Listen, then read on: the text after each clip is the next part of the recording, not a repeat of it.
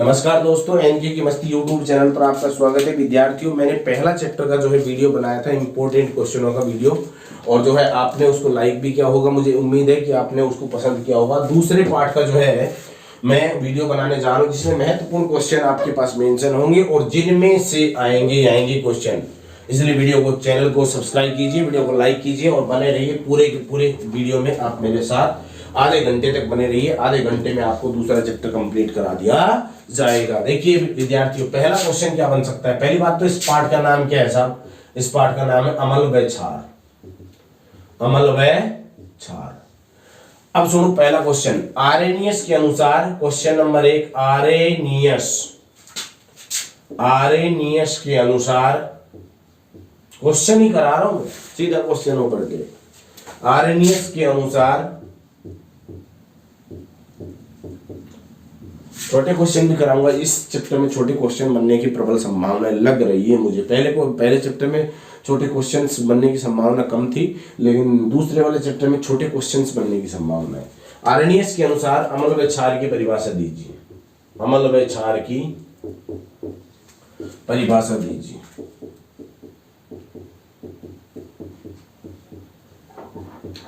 तो आरेनियस क्या बोलता है विद्यार्थियों?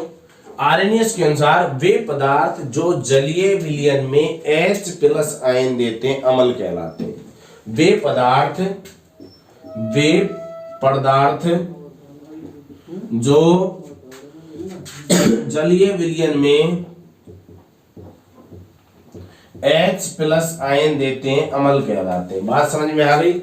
वे पदार्थ जो जलीय विलयन में H+ आयन देते हैं अम्ल कहलाते हैं, और वे पदार्थ जो जलीय विलयन में OH- आयन देते हैं क्षार कहलाते हैं। क्लियर है? क्लियर है? बताओ। वे पदार्थ जो जलीय विलयन में H+ आयन देते हैं, हाइड्रोजन आयन देते हैं, क्या कहलाते हैं? अम्ल कहलाते हैं। क्या कहलाते हैं? अम्ल कहलाते हैं। किसके अनुसार? आरेनियस के अनुसार। और वो पदार्थ जो जलीय विलयन में OH- आयन देते हैं, क्या कहलाते हैं? क्षारक या क्षार कहलाते हैं। समझ गए? यानी कि जो जलीय विलयन में H+ आयन देगा, आरेनियस के अनुसार वो अम्ल रहेगा, और आरेनियस के अनुसार जो जलीय विलयन में OH- आयन देगा, वो क्या कहलाएगा? क्षारक कहलाएगा। जैसे उदाहरण HCl है विद्यार्थी मित्रों। तो HCl H+ आयन देता है जलीय विलयन में, Cl नेगेटिव आयन देता है, इसलिए तो हाइड्रोनियम आयन बनता है। H+ आयन दे रहा है तो इसका मतलब ये क्या है? अम्ल। OH नेगेटिव आयन NaOH है, Na+ आयन देगा, OH नेगेटिव आयन देगा। तो OH नेगेटिव मिल गया, क्या है विद्यार्थियों? क्षार है।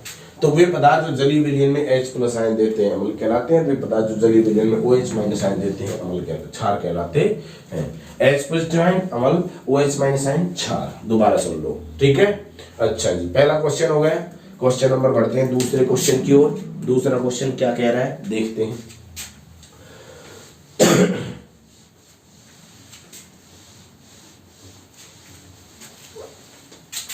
दूसरा क्वेश्चन कहता है कि नहीं,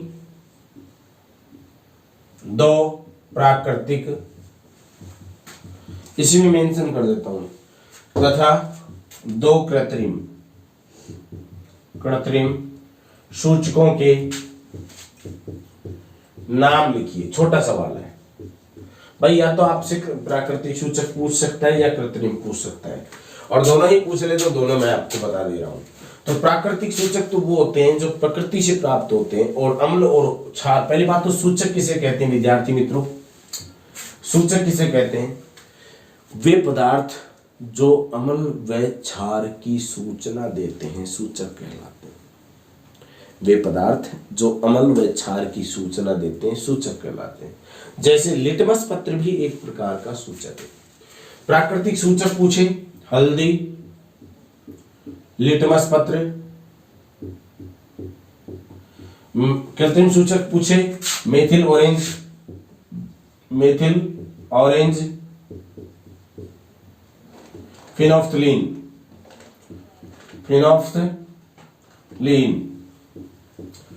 देखिएगा, लौंग है इसमें, और जाओ तो लौंग। तो सूचक किसे कहते हैं? वे पदार्थ जो अम्ल व क्षार की सूचना देते हैं, अम्ल व क्षार की सूचना देते हैं, सूचक कहलाते हैं। वे पदार्थ जो अम्ल व क्षार की सूचना देते हैं सूचक कहलाते हैं। प्राकृतिक सूचक पूछे हल्दी, लौंग, लिटमस पत्र इत्यादि। और कृत्रिम अगर पूछता है आपसे मेथिल ऑरेंज है, फिनोफ्थलीन है, ये कृत्रिम सूचक के उदाहरण देखने को मिलेंगे आपको। प्रश्न नंबर 3, प्रश्न नंबर 3 क्या बन सकता है विद्यार्थियों? किसी भी क्वेश्चन को गहराई से पढ़ने के लिए हम क्या करेंगे, क्वेश्चनों पर अटैक भी करना चाहेंगे जिससे हमें प्रैक्टिस बन जाए। अम्ल व क्षार के भौतिक गुण लिखिए, भौतिक गुण लिखो। सुन लो इधर, अम्ल व क्षार किसे कहते हैं मैंने बता दिया आरएनएस के अनुसार। अब पूछा अम्ल और क्षार के भौतिक गुण लिखें, अम्ल और क्षार के भौतिक गुण लिखें। तो आप लिखोगे अम्ल के भौतिक गुण, ध्यान से सुनना। अम्ल स्वाद में खट्टा होता है साहब, भौतिक गुण है जो दिखता है, भौतिक जो अंदर का है वो रासायनिक। अम्ल स्वाद में खट्टे होते हैं, ध्यान से सुनना। अम्ल नीले लिटमस पत्र को लाल कर देते हैं, नीले को लाल कर देते हैं। लिटमस पत्र क्या होता है डिटेल से बताया था अनिल कपूर, छालनी देवी, अनिल कपूर और छालनी देवी। ऐसे अम्ल नी से नीला, लय से लाल। अम्ल होगा नीले को लाल बनाएगा, क्षार होगा लाल को लीला बनाएगा। लिटमस पत्र क्या होता है साहब, एक कागज का टुकड़ा होता है, जो नीला होगा तो नीला और लाल होगा तो लाल। साहब प्राकृतिक लिटमस पत्र बताओ हमें तो। लो साहब, एक सफेद कागज है, उसको लाल फूल के रस में डुबा दीजिए, लाल लिटमस पत्र तैयार है। नीले के डुबा दीजिए, नीला लिटमस पत्र तैयार है। तो लिटमस पत्र क्या होता है, कागज का टुकड़ा होता है, उस पर अगर हम अम्ल डालते हैं नीले पर तो वो लाल बन जाता है, और लाल पर अगर क्षार डालते हैं तो वो नीला बन जाता है। ठीक है, अच्छा जी। अब आता है अगला पॉइंट। अम्ल स्वाद में खट्टा होता है, अम्ल नीले लिटमस पत्र को लाल कर देता है, अम्ल संचारक होता है। संचारक मीन्स अगर हाथ वाथ पर गिर जाता है तो जलन महसूस होती है। आप देखते हो बैटरी का जो है पानी है जो निकल जाता है, एसिड H2SO4 होता है, उसमें जो गिर जाता है एसिड होता है, तो जलन महसूस होती है, कट भी जाता है, कपड़ा वगैरह कट जाता है उससे। ठीक है, अम्ल की pH 7 से कम होती है, लेस देन 7, 7 से कम होती है। pH क्या होती है इसको भी थोड़ा सुन लो, मैं बताऊंगा वैसे में। ये pH स्केल है विद्यार्थियों, हाइड्रोजन आयन के ऋणात्मक लवणक को pH कहते हैं। 7 14 तक जाता है, इधर 0 से 7 के बीच में जाता है। 7 से कम होगा वो अम्ल होगा, 7 से ज्यादा होगा वो क्षार होगा। ठीक है, इसका वर्णन अभी करूंगा मैं, रुको थोड़ा। तो अम्ल है उसकी pH क्या होती है, 7 से कम होती है। अम्ल नीले लिटमस पत्र को लाल कर देता है, संचारक होता है, स्वाद में खट्टे होते हैं, नीले लिटमस पत्र को लाल कर देते हैं, pH 7 से कम होती है। ठीक है, इसके बाद क्षार साहब, क्षार में क्या गुण है, क्षार जो है कड़वे होते हैं, लाल लिटमस पत्र को नीला बना देते हैं, संचारक कम होते हैं और इनकी 7 से अधिक होती है pH, 7 से अधिक होती है pH। समझ गए, 7 से कम अम्ल, 7 से ज्यादा क्षार। जिसकी 7 हो वह उदासीन, ना तो अम्ल ना क्षार, उदासीन विलयन। जिसकी pH कितनी हो, केवल 7 हो, ना तो 7 से ज्यादा ना तो 7 से कम, वो क्या कहलाता है, उदासीन विलयन कहलाता है। ठीक है विद्यार्थियों। अच्छा, जल की pH 7 होती है, शुद्ध अगर जल है, बैटरी वाला पानी है, उसमें डालते हैं तो उसकी pH कितनी होती है, 7 होती है। ठीक है, इसके बाद आते हैं अपन अगले पॉइंट पर कि ये अम्ल और क्षार के भौतिक गुण आपको, मुझे उम्मीद है कि समझ में आ गया होगा। अब अम्ल और क्षार के रासायनिक गुण भी पूछ सकता है। रासायनिक गुण पढ़ाने से पहले मैं थोड़ा pH के बारे में आपको वर्णन कर देता हूँ। ठीक है, pH किसे कहते हैं, pH किसे कहते हैं, इसका दैनिक जीवन में क्या उपयोग है, क्या उपयोगिता है। pH किसे कहते हैं, इसका दैनिक जीवन में क्या उपयोगिता है। तो हाइड्रोजन आयन के ऋणात्मक लौगणों को pH कहते हैं। देखो pH बराबर माइनस log H पॉजिटिव होता है। ठीक है, H2O का निकालना है, H2O लो भाई। ठीक है, H2O को निकालेंगे तो H2O निकालेंगे, pH बराबर क्या हुआ?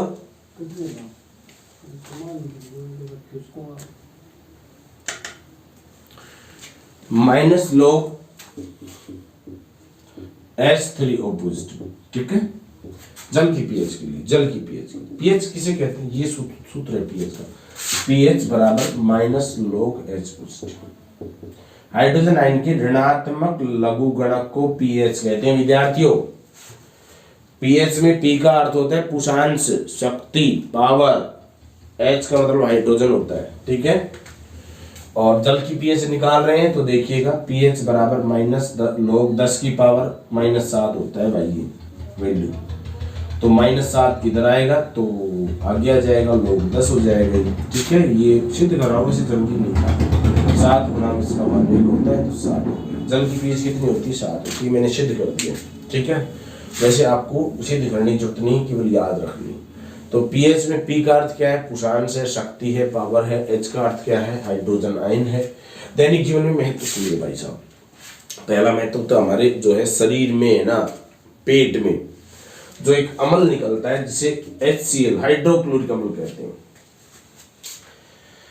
तो ये अम्ल ज्यादा बढ़ जाने पर क्या होता है? अम्लता बढ़ जाती है। जो जैसे पेट में अम्लता बढ़ गई, समोसे, कचौरी, तेल युक्त पदार्थ ज्यादा खा लिए तो एसिडिटी हो गई भाई, एसिडिटी हो गई भाई। एसिडिटी मीन्स एसिड की मात्रा बढ़ गई, अर्थात अम्लता बढ़ गई, HCl की मात्रा बढ़ गई। उधर जो निकालता है वो ज्यादा निकालने लग गया। क्या करोगे साहब? बेस खाओ, कोई भी बेस खाओ, इनो खाओ, KOH खाओ, NaOH खाओ, खा नहीं सकते हो लेकिन इनो खाओगे, दुर्बल क्षारी खाओगे। MgOH का उल्टो ये इनो है, ठीक है, दुर्बल क्षार है। मिल्क ऑफ मैग्नीशिया, क्या कहते हैं इसका नाम? क्या है? Milk of magnesia.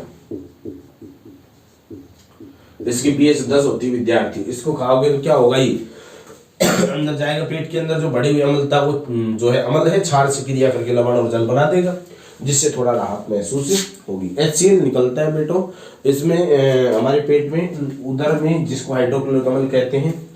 और भाई साहब ये बैक्टीरिया वगैरह को भी मार सकता है, इतनी ताकत होती है इसमें, ठीक है। जो हमारे जो है शरीर में, पेट में जो है क्षति पहुंचाते हैं, उन बैक्टीरिया को HCl मार सकता है, ठीक है। इसलिए निकलना जरूरी भी है। अच्छा जी, इसके बाद आता है अपना दूसरा महत्व। एक तो पेट के में बताया महत्व में, एक हमारे मुंह की पीएच भी मेंटेन रखनी, पूरे शरीर की मेंटेन रखनी पड़ती है वैसे तो, लेकिन हमारे मुंह की पीएच भी हमें मेंटेन रखनी पड़ती है। अगर मुंह की पीएच कम हो जाती है, जैसे कुछ खाना वाना खाते हैं तो ऑटोमेटिकली खाने में जो है अम्लता पाई जाती है। नींबू का रस वगैरह पीते हैं तो उसमें भी अम्ल है, तो यानी कि मुंह की पीएच क्या हो जाती है? कम हो जाती है, जिससे हमारे दांत है ना, अगर ज्यादा कम हो गई तो हमारे दांत है धीरे धीरे संक्षारित होने लग जाती है। और दांत का जो सबसे कठोरतम भाग है इनेमल, इनेमल महत्वपूर्ण है भाई। शरीर का सबसे कठोर भाग कौन है? दांत का जो इनेमल है वो है कवर, दांत का कवर, ठीक है, महत्वपूर्ण है, ये कठोर है। तो ये भी क्या होता है? अम्लता बढ़ने से ये धीरे धीरे संक्षारित होने लग जाता है, जिससे व्यक्ति के दांत खराब होने लगते हैं। इससे बचने के लिए वो क्या करेगा? कोई भी क्षारीय दंतमंजन का उपयोग करेगा। जिस भी दंतमंजन में क्षार है उसका उपयोग उसको करना चाहिए, जिससे उसकी मुंह की अम्लता है और क्षारकता है, क्षार दंतमंजन से करेगा तो लवण और जल का निर्माण हो जाएगा, जिससे उसके जो है दांत सुरक्षित रहेंगे।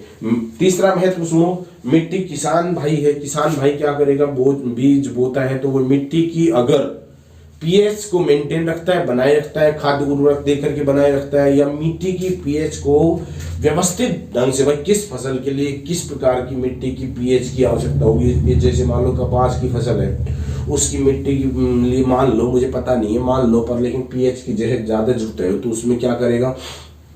कोई भी बेस डालेगा, यानी कि कोई भी खाद्य उर्वरक डालेगा तो उससे मिट्टी की पीएच बढ़ जाएगी, ठीक है। तो मिट्टी की पीएच को कंट्रोल करने के लिए भी हम क्या करते हैं? खाद्य उर्वरक का उपयोग करते हैं। पीएच का महत्वपूर्ण योगदान होता है। अब आता है एसिड रेन, महत्वपूर्ण है, लिख लीजिएगा। अम्ल वर्षा किसे कहते हैं? अम्ल वर्षा किसे कहते हैं?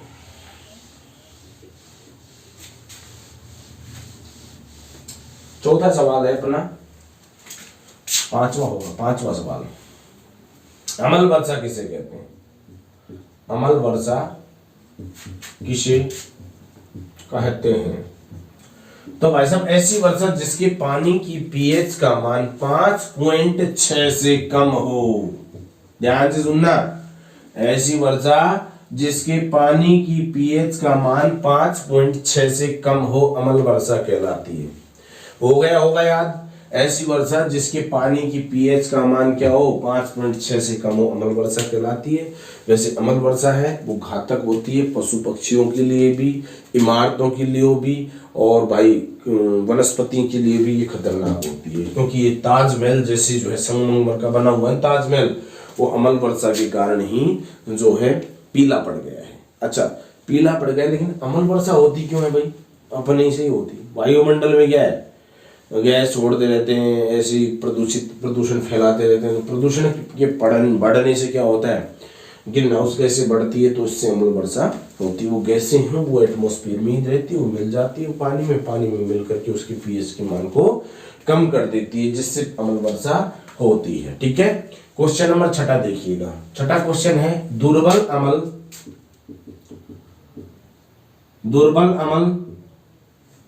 व प्रबल अम्ल। ठीक है, ऐसी दुर्बल क्षार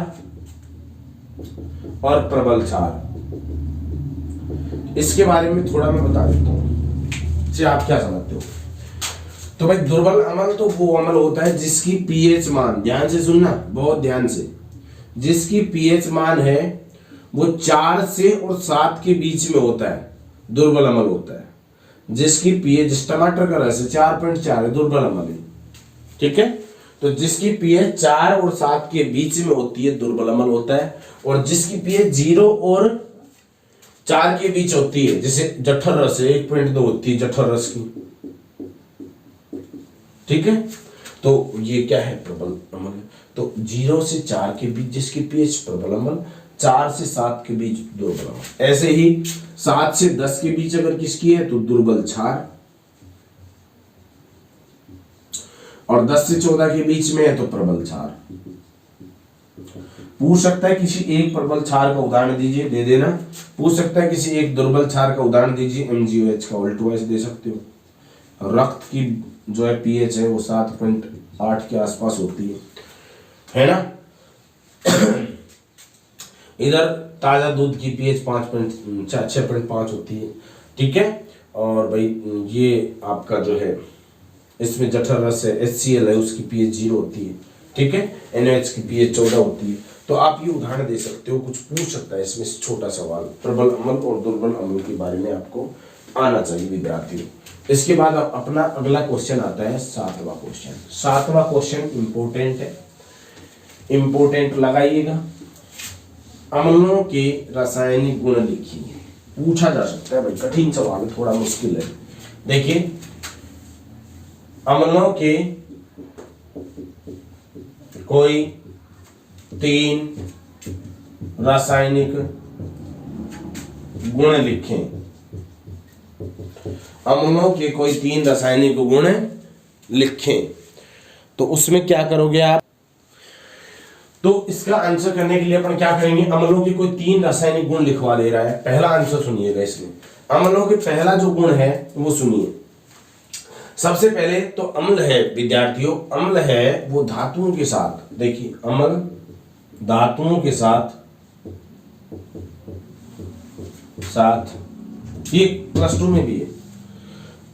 अम्ल धातुओं के साथ अभिक्रिया करके हाइड्रोजन गैस देता है, हाइड्रोजन गैस देते हैं। समझिए कैसे, कोई भी अम्ल है आपके पास H2SO4 है, कोई भी धातु है, ये लो साहब धातु Mg है, तो ये MgSO4 बनाएगी प्लस H2 को मुक्त करेगी, हाइड्रोजन गैस मिल रही है, बुदबुदाहट के साथ मिलेगी आपको, प्रैक्टिकल करोगे तो आप। यानी कि अम्ल है ये आपको पता है, सल्फ्यूरिक अम्ल है जो बैटरी में भरा जाता है, ये में Mg है, MgSO4 बनाएगा और आपके पास जल जो है हाइड्रोजन गैस मिलेगी। ये आप विद्यार्थियों बता सकते हो कि कौन सी अभिक्रिया का उदाहरण है। मैंने अभी थोड़ी देर पहले तो नहीं, इससे पिछले वीडियो में पढ़ाया था मैंने विस्थापन अभिक्रिया के बारे में। तो Mg ज्यादा शक्तिशाली है भाई साहब, हाइड्रोजन को हटा देगा और हटा ही दिया, हटा क्या देगा, हाइड्रोजन अलग हो गया। समझ गए। अब साहब यही उदाहरण क्या जरूरी है, रटे क्या? बिल्कुल नहीं बच्चों, बिल्कुल नहीं रटना है। ये लो अमल है कि नहीं है, जिसमें हाइड्रोजन वो अमल होता है। मैंने बताया आर्यनीय नहीं बताया, मैं क्या बताऊंगा। ये Na धातु है कि नहीं है, लो साहब NaCl बना साहब, H2 बना। अभिक्रिया संतुलित नहीं करोगे तो कर लो, ये लो अभिक्रिया संतुलित हो गई। समझ गए। क्या बना, मुख्य रूप से क्या बना, हाइड्रोजन गैस मिली अपने को। तो अमल है धातुओं के साथ अभिक्रिया करके हाइड्रोजन गैस देते हैं। मैंने यही पहला लिखा, गुण है ये, रासायनिक गुण है, महत्वपूर्ण है विद्यार्थियों। अमल होता है वो धातुओं के साथ अभिक्रिया करके क्या देता है, हाइड्रोजन गैस देता है। साहब ये उदाहरण सफिशिएंट है क्या? नहीं साहब, और लिख लो, मुझे कोई आपत्ति नहीं है। देखिएगा H2SO4 प्लस Ca ले लीजिएगा, CaSO4 बनेगा, H2 मुक्त होगा, मतलब गैस H2 निकलनी है आपकी। पहला गुण समझ में आया होगा, उम्मीद है मुझे। दूसरा देखिए, दूसरा गुण लिखिए अम्लों के। दूसरा गुण है, अम्ल है धातु ऑक्साइडों के साथ अभिक्रिया करके जल देते हैं, ध्यान रखना। तीसरा गुण लिखवा रहा हूं मैं, दूसरा अम्ल धातु ऑक्साइडों से अभिक्रिया करके जल देते हैं। क्या देते हैं? जल देते हैं। अम्ल बताओ, कोई भी अम्ल, उदाहरण बता रहा हूं मैं। ये लो साहब अम्ल ही तो है, धातु ऑक्साइड बताओ। ये लो साहब जिंक ऑक्साइड है, ये लो साहब जिंक ZnSO4 बना प्लस H2 बन गए। यहां क्या मिला? जल मिला। क्या मिला? यहां पर जल मिला। अर्थात अम्ल है वो धातु ऑक्साइडों के साथ अभिक्रिया करके क्या देते हैं? जल देते हैं। उदाहरण देखिएगा, ये लो Na2O NaCl H2, समझ रहे हो मेरा मतलब? समझ रहे हो? यानी कि आपको मिला क्या? पानी निकला, पानी। अम्ल है धातु ऑक्साइडों के साथ अभिक्रिया करके क्या निकालते हैं? जल निकालते हैं। समझ गए। नंबर तीसरा क्या है? अम्ल धातु कार्बोनेटों से अभिक्रिया करके CO2 देते हैं विद्यार्थी। क्या देते हैं? CO2। तो अम्ल बताओ कोई भी। H2SO4 अम्ल है, सबसे बढ़िया अम्ल, अम्लराज कहलाता है। तो सल्फ्यूरिक अम्ल है। धातु कार्बोनेट बताओ, कोई भी धातु कार्बोनेट जो तुम्हें पसंद है बता दो आप। NgCO3 है साहब, रिएक्शन करवाओ। Ng हाइड्रोजन को नहीं छोड़ेगा, हटाएगा यहां से। MgSO4 plus CO2 plus H2, क्या मिला? कार्बन डाइऑक्साइड, जल भी मिला। ठीक है, तो सुनिए, अम्ल है धातु कार्बोनेटों के साथ अभिक्रिया करके CO2 व जल देते हैं। ठीक है, इधर क्या लिखा? 3 गुण बताए मैंने। तीसरा गुण आपका था कि अम्ल है वो धातु कार्बोनेटों से अभिक्रिया करके कार्बन डाइऑक्साइड को जल देते हैं। ये आपकी अभिक्रिया थी। और भी अभिक्रिया आप ले सकते हो, कोई दिक्कत नहीं है, ये अभिक्रिया लेना। अम्ल है वो क्षारकों से अभिक्रिया करके लवण और जल देते हैं। चौथा भी गुण लिख लो चाहे तो, चौथा गुण लिख सकते हो। अम्ल होते हैं, अम्ल व क्षारकों से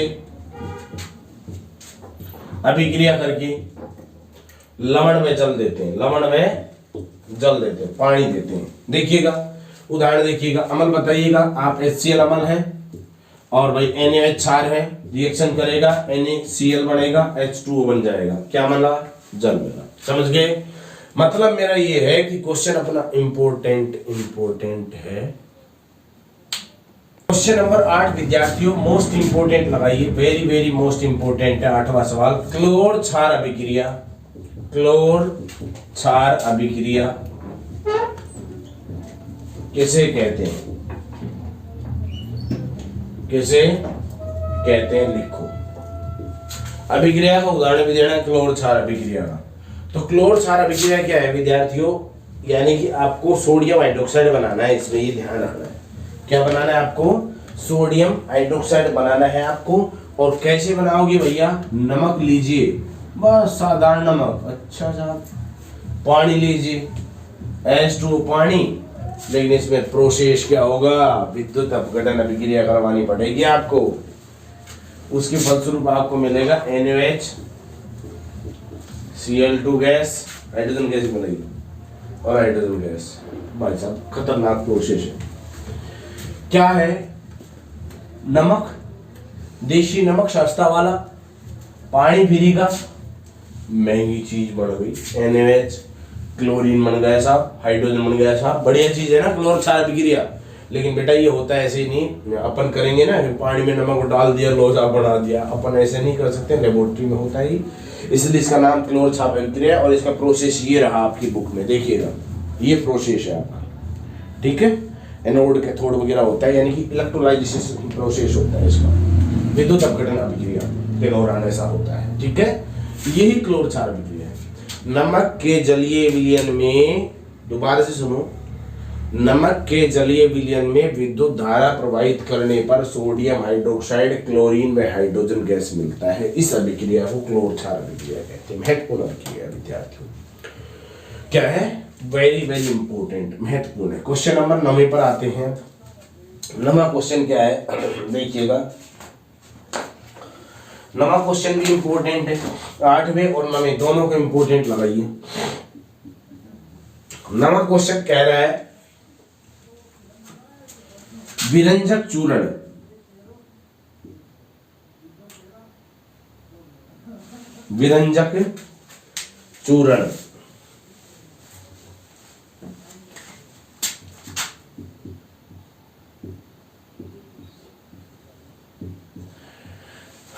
का सूत्र लिखें, बनाने की विधि लिखें और उपयोग लिखें। ये सवाल है, ये भाई साहब मेरे टाइम में आया था ये सवाल, विरंजक चूर्ण का सूत्र लिखिए। मेरे टाइम में जब मैं पढ़ता था, +2 में भी आ सकता है, महत्वपूर्ण है।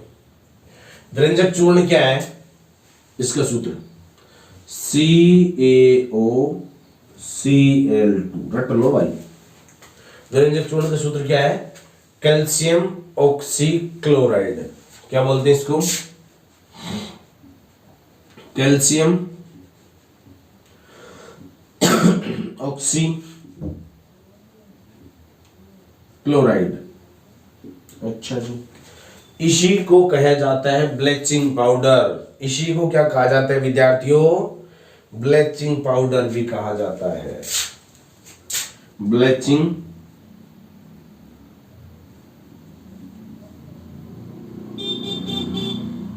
पाउडर। कैसे बनता है, बनाने की विधि सुनो, ध्यान से सुनना। ये है आपका कली का टंटा। क्या है, कली का टंटा। मिलाओ इसको पानी में, मिला दिया साहब, बने आपके पास CaOH का उल्टवाइस। इसको कहते हैं बिना भुजा हुआ चूना, इसको कहते हैं भुजा हुआ चूना।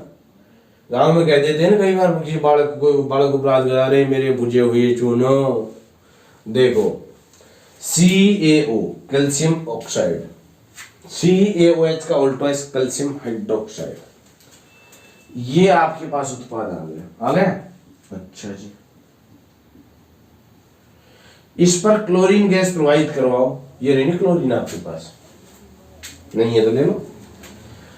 क्लोरीन गैस प्रवाहित करते CaOCl2 बना, जल बाहर आ गया। कौन बाहर आ गया, जल बाहर आ गया। ये दिख रहा है,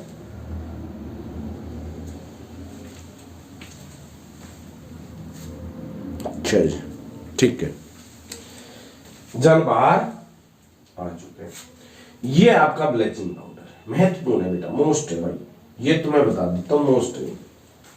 सुनो इसको समझ लो। विरंजक चूर्ण का सूत्र लिखो, 1 नंबर में आएगा, सूत्र चेप देना डायरेक्ट। नाम पूछे तो calcium oxy chloride bleaching powder इसका नाम है, ठीक है साहब। बनता कैसे है, कैल्शियम ऑक्साइड का जल से विक्रिया करवाने के बाद कैल्शियम हाइड्रोक्साइड बनता है। कैल्शियम हाइड्रोक्साइड को क्लोरीन गैस, सुनो ध्यान से, कैल्शियम हाइड्रोक्साइड पर क्लोरीन गैस प्रोवाइड करने पर कैल्शियम ऑक्सीक्लोराइड या ब्लीचिंग पाउडर का निर्माण होता है, जल बाहर निकलता है। समझ गए कि नहीं समझे। इसके बाद आता है इसका उपयोग। उपयोग सुन लो भाई, जल को शुद्ध करने में काम आता है। अच्छा साहब, विरंजन में काम आता है, कपड़ों को रंगने में काम आता है, ये इसके उपयोग है। एक उपयोग आप सिर्फ सब में चेप देना, सब में चेप दिया करो। कि प्रयोगशाला में अभिकर्मक के रूप में। भाई प्रयोगशाला में सारे एलिमेंट्स काम आते हैं, तो इसको लिखने में क्या दिक्कत है, तो लिख देना प्रयोगशाला में इसमें अभिकर्मक के रूप में काम आता है ये, और आपका जो है रंजन में, कपड़ों के रंजन में काम आता है, पानी को शुद्ध करने में काम आता है, ये इसका उपयोग था। ठीक है, इसके बाद आता है अपने पास अगला question, baking soda. Baking soda, sodium bicarbonate, baking soda या सोडियम बाइकार्बोनेट, ये पकौड़े वकौड़े में डालते हैं ना, वो वाला सोडा है, रसोई घर में प्रयोग करते हैं इसको। आप कैसे याद करोगे, बाई से याद होगी, बाई खाना पकाती है ना, तो खाने पकाती है तो रसोई में पकाती होगी, और गाँव में बेडरूम में थोड़ी पकाएगी। देखो नेक्स्ट क्वेश्चन क्या है।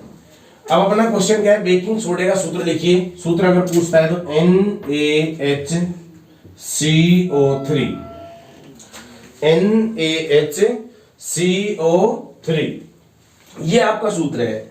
और भाई बनता कैसे है, अगर आप बनाने की विधि के बारे में पूछते हो तो आपका NaCl है जो सोडियम क्लोराइड है, उस पर पानी H2O प्रवाहित करोगे, प्लस में अमोनिया गैस चाहिए आपको, और कार्बन डाइऑक्साइड CO2, और अमोनिया गैस का सूत्र क्या है, NaCH3। ठीक है विद्यार्थियों, ये प्रोसेस है, ये आपका नमक है, ये पानी है, ये कार्बन डाइऑक्साइड है, और ये अमोनिया है NH3। इससे आप जो उत्पाद बनेगा ये बनेगा नौशादर, NH4Cl। नौशादर जानते हो, जो आपकी वेल्डिंग वगैरह करते हैं उसके पास पाउडर रखा होता है, तो फूलझड़ी से खिलती है, वो नौशादर होता है NH4Cl। ठीक है, प्लस क्या बनेगा, मुख्य उत्पाद जो आपको चाहिए था NaHCO3। सोडियम, नाम क्या है भाई, सोडियम बाइकार्बोनेट। देखो याद करने का तरीका बताया था मैंने, अरे अभी बताया था ना, खाना कौन बनाती है, बाई बनाती है ना, बाई कहाँ पे खाना बनाएगी, रसोई में बनाएगी, तो रसोई घर में आपको जो है पकोड़े वकोड़े बनाने में इसका उपयोग किया जाता है। ठीक है, वैसे अभिक्रिया के रूप में, प्रयोगशाला में अभिकर्मक के रूप में भी इसका उपयोग तो होता ही होता है। ठीक है, अच्छा जी, ये इसका उपयोग था। इसके बाद में आता है धोने का सोडा, और एक क्वेश्चन एक और रह गया धोने के सोडे के बाद में, बस ये क्वेश्चन के बाद में ये चैप्टर आपका खत्म हो जाएगा। सीधा सीधा है धोने का सोडा। धोने का सोडा जिसको धामन सोडा भी कहते हैं, धामन सोडे का सूत्र लिखिए, सीधा सवाल पूछ सकता है 1 नंबर में। तो धामन सोडे का सूत्र क्या है विद्यार्थियों, Na2CO3.10H2, यानी कि सोडियम कार्बोनेट में, सोडियम कार्बोनेट है Na2CO3, इसमें 10 अणु जल के मिला देते हैं तो ये बन जाता है भाई। ठीक है, उपयोग कपड़े धोने में काम आता है, साबुन उद्योग में काम आता है, प्रयोगशाला में अभिकर्मक में काम आता है। प्रयोगशाला में अभिकर्मक में तो आपको ठोकना ही ठोकना है सब में। ठीक है, जल की स्थायी कठोरता दूर करने में भी काम आता है। अब ये महत्वपूर्ण क्वेश्चन आपके सामने है। एक क्वेश्चन इससे पहले मैं एक और दे देता हूँ, सीधा 1 नंबर में पूछ सकता है। नीला थोथा का सूत्र लिखिए, नीला थोथा का सूत्र लिखिए, 1 नंबर में आ सकता है। क्या लिखोगे नीले थोथे का सूत्र, CuSO4.5H2, 5 अणु इसमें जल के होते हैं। सोडियम कॉपर सल्फेट में 5 अणु अगर जल के मिला देते हैं तो नीला थोथा का निर्माण होता है। अब ये क्वेश्चन आपका इस वीडियो का अंतिम क्वेश्चन है। वीडियो को अभी तक सब्सक्राइब नहीं किया है तो सब्सक्राइब जरूर कर दें, लाइक नहीं किया है तो लाइक करें। और अंतिम सवाल इस वीडियो का है, इसके बाद में एक अलग वीडियो तीसरे चैप्टर का लेकर आएंगे। केमिस्ट्री आपकी क्लियर हो जाएगी, समझ लो, केमिस्ट्री आपकी क्लियर हो जाएगी। तो प्लास्टर ऑफ पेरिस क्या है, सुनो क्वेश्चन, प्लास्टर ऑफ पेरिस क्या है, सूत्र लिखो मतलब, तथा इसके उपयोग लिखो और बनाने की विधि लिखो। भाई सबसे पहली बात तो आपका जो पुट्टी अपड़क जिसको बोलते हैं वही प्लास्टर ऑफ पेरिस है। इसको सबसे पहले पेरिस में बनाया गया था, इसलिए इसका पेरिस है ना, फ्रांस की राजधानी, वहां बनाया गया था, तो इसलिए इसका नाम प्लास्टर ऑफ पेरिस पड़ा।